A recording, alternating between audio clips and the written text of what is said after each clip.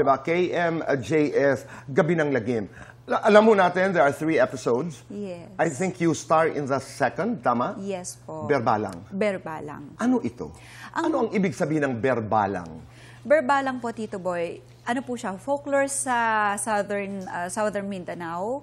At pinaniniwalaan na kung, di ba pong aswang, alam natin na kapag aswang, kumakain siya ng tao. Okay. Ng buhay na tao.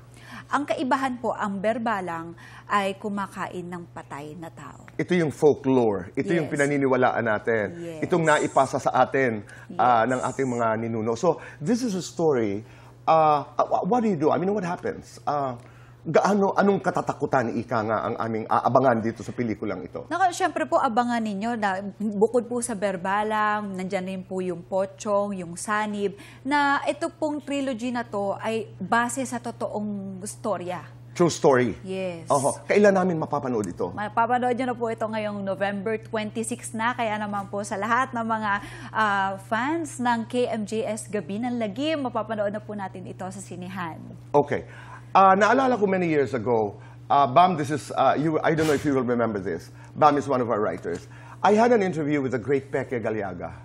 I think he was doing Aswang. Wow. Naikwento sa akin ni Direk Peke na habang ginagawa niya yung pelikula, merong tao, nangingilabot naman ako, merong tao, may isang babae, na kasama lagi sa crowd scenes, pero hindi nila kilala kung sino. Totoo. Hindi nila kilala. So, pinalalampas lang niya kasi ang dami ng ginagawa niya. This was a story of Peke. Yes. So, the next scene, wala naman pala. Tapos biglang lalabas na naman. Oh no, ang kinikilabutan ako. Oo, totoo yun. Sa inyo ba, nung ginagawa niya yung berbalang, meron ba kayong mga karanasan sa set? Sa amin po, sa mismong berbalang, maganda kasi yung samahan talaga. Siguro nag-enjoy lang kami. I'm with Elijah eh. So, mas marami yung kwentuhan, kahit na bago pa lang kami. Pero yung kunyari may nangyaring kababalaghan doon sa set namin. So far, Tito Boy, wala sa amin sa berbalang. Pero, sa sanib pala, meron silang naramdaman. Oh. So, meron pala silang na-experience doon na parang, before mag-take, sina Ashley daw, sina Jillian, ay may narinig na parang nagpe-play ng music box. And then, hinayaan lang nila.